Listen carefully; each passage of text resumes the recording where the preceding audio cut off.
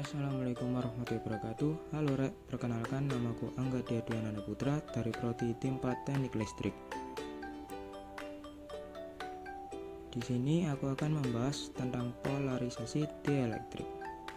Sebelumnya, apa kalian udah pernah tahu apa sih polarisasi dieelektrik itu? Polarisasi dieelektrik yaitu suatu pembatasan jarak antar dua molekul terikat atau orientasi di dalam suatu molekul dua kutub. Keberadaan arus di dalam dan permukaan dieelektrik menunjukkan terjadinya konduksi listrik pada dieelektrik tersebut.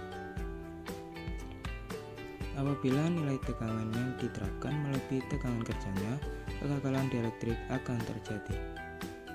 Kegagalan dieelektrik yaitu hilangnya seluruh kemampuan isolasi bahan tersebut. Polarisasi dan permivitasi dieelektrik. Muatan terikat yang ada pada bahan dieelektrik dapat berpindah akibat pengaruh medan listrik searah dengan gaya yang aktif pada dieelektrik tersebut. Saat medan listrik menghilang, muatan-muatan tersebut kembali ke keadaan semula.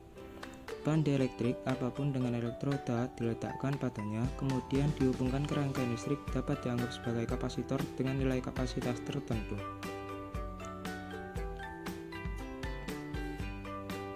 Karakteristik relatif dieelektrik atau permivitas E adalah konstanta yang melambangkan rapatnya flux elektrostatik dalam suatu bahan bila diberi potensial listrik.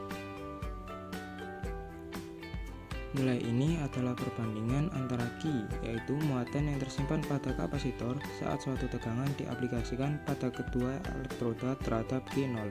Q0 adalah muatan listrik yang dapat terakumulasi di kapasitor dengan konfigurasi elektroda yang sama, pada tegangan yang sama namun menggunakan ruang hampa sebagai dieelektrik. Mekanisme polarisasi dibagi menjadi 4. Polarisasi elektronik, polarisasi ionik, orientasi, dan polarisasi muatan ruang.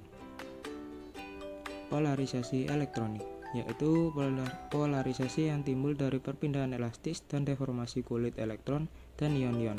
Waktu yang dibutuhkan polarisasi elektronik pada umumnya kecil, sekitar 10-15 detik.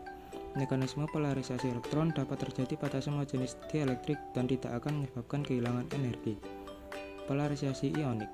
Polarisasi yang terjadi akibat perpindahan ion-ion berikatan elastis tidak dapat terpisahkan dari struktur solid ionik. Polarisasi ionik naik seiring dengan suhu karena pemuaian panas dieelektrik yang berakibat bertambahnya jarak antar ion serta melemahnya elastisitas gaya aksi antar ion tersebut. Polarisasi orientasi. Polarisasi yang terjadi akibat molekul-molekul dua kutub biasa bergerak secara acak, bereaksi terhadap panas. Medan listrik dapat mengorientasi molekul-molekul tersebut sehingga dapat terjadi polarisasi pada suatu dieelektrik. Polarisasi muatan ruang terjadi karena pemisahan muatan-muatan ruang yang merupakan muatan bebas dalam ruang dieelektrik. Dengan proses ini terjadi pengumpulan muatan jenis di dua sisi. Polarisasi ini berlangsung lebih lambat lagi dan pada waktu medan listrik dihilangkan, muatan ruang dapat menempati posisi baru, tidak seluruhnya menempati posisi awal. Pengelompokan berdasarkan mekanisme.